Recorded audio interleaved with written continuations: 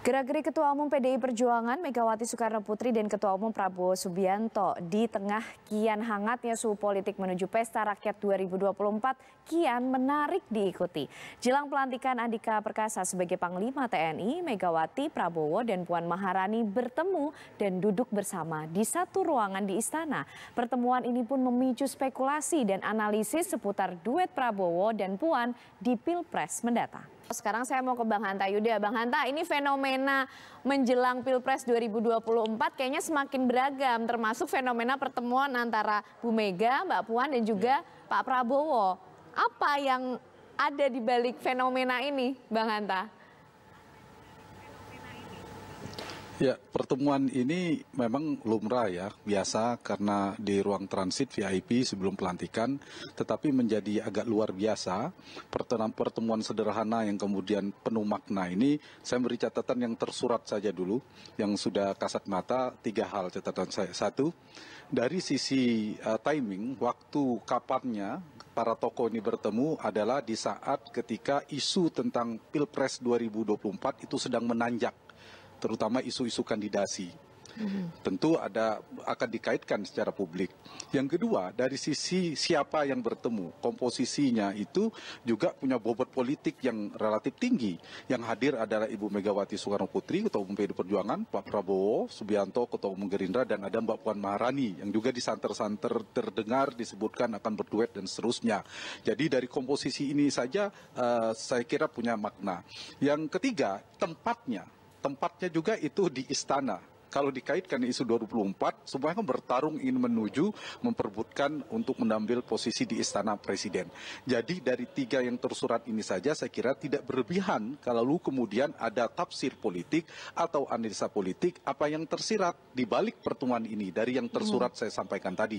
Apalagi tadi Pak Sekjer, Mas Asto mengatakan apa yang lainnya rahasia. Nah, rahasia itu menarik bagi saya.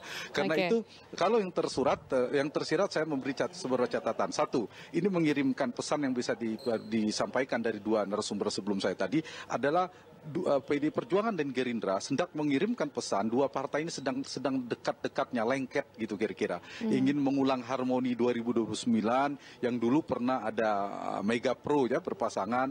Jadi ada potensi ya kembali terjalin lagi.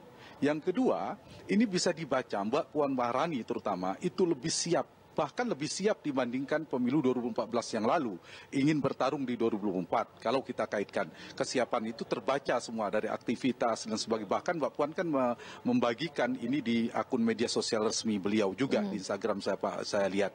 Nah, ini juga penting.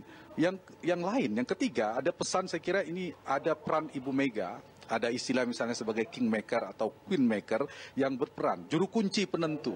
Siapa yang akan ditarung juga ada peran di sana. Dan yang satu lagi saya kira pesan yang tersirat bisa dibaca ini juga bisa dikirim ke semua penjuru, tidak hanya ke publik tapi ke elit-elit juga, ke partai politik, kepada kader-kader 2 partai itu untuk bersiap. Kemudian juga bisa dibaca respon terhadap beberapa deklarasi para relawan dan seterusnya. Dari semua ini saya kira mungkin bisa dikaitkan meskipun Mas Hasto maupun Mas Daniel mengatakan tidak direncanakan, tetapi kita tidak bisa mengatakan ini tidak punya tafsir, tidak punya makna karena bobot politiknya tadi itu. Apalagi kalau kita bicara kandidasi kan ya, saya kira tadi juga disinggung Mas Hasto maupun dan Mas Daniel secara tidak langsung, tapi dua figur ini tidak bisa dipungkiri ada 2 kandidat yang disebutkan, terlepas soal berapa elektabilitasnya, peluang elektoralnya.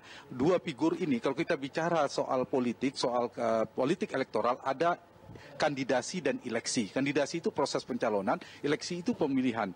Di tahap kandidasi, 2 figur ini yang terkuat sekarang dalam konstelasi politik Indonesia. Kekuatannya ada 3. 1, keduanya punya tiket merah karena 2 partai warnanya kan merah gitu. Tiket merah karena kalau PDI Perjuangan tanpa berkoalisi pun itu menjadi kekuatan bagi Mbak Puan kalau ingin bertarung.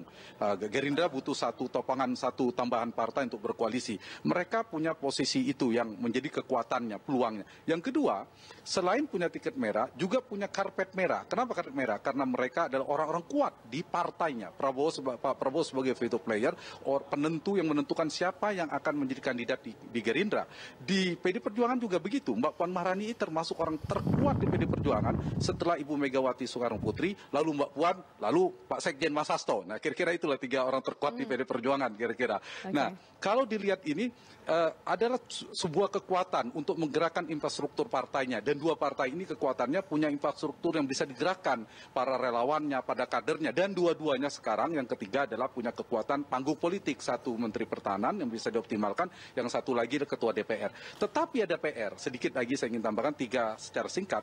PR-nya adalah tantangan di tahap di eleksinya, yaitu satu soal elektabilitas yang menjadi PR besar, bahwa kita tahu Mbak Puan Maharani punya basis di dapil beliau, tetapi kan belum begitu kuat. Nah, ini menjadi PR bagi keduanya. Pak Prabowo sudah beberapa kali bertarung dan kalah beberapa kali. Ini juga jadi strategi untuk merebranding, tantangan ke publiknya seperti apa menjadi tantangan bagi kedua figur ini.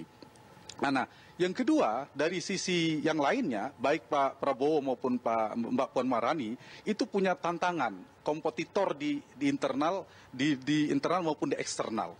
Karena itu figur-figur baru seperti dari kalangan gubernur, klaster gubernur misalnya seperti ada Anies Baswedan, ada Ganjar Pranowo, itu menjadi tantangan bagi mereka beliau berdua. Kalau mungkin terlalu jauh kalau berpasangan, kalaupun mereka akan maju, itu menjadi tantangan. Figur-figur baru ini akan muncul. Dan satu lagi adalah saya kira perannya, terutama Mbak Puan, harus memanfaatkan lebih atraktif panggung politiknya. Dibandingkan figur-figur sebelumnya. Ini kan belum dimanfaatkan secara atraktif, berbasis kinerja tentunya, komunikasi politiknya dan seterusnya. Nah, itulah saya kira kuat di kandidasi, tantangannya atau tantangan cukup beratnya di eleksi. Tergantung siapa lawannya nanti, itu sangat menentukan. Kalau dari para ketua umum yang maju, tidak ada gubernur, saya kira 2 figur ini sulit dikalahkan. Gitu. Tapi kalau ada figur baru dari kalangan gubernur, tantangan berat bagi Pak Prabowo dan Mbak Puan. Terima kasih Bang Hanta Yuda, pengamat politik, sudah bergabung bersama kami di Kabar Petang. Sehat selalu.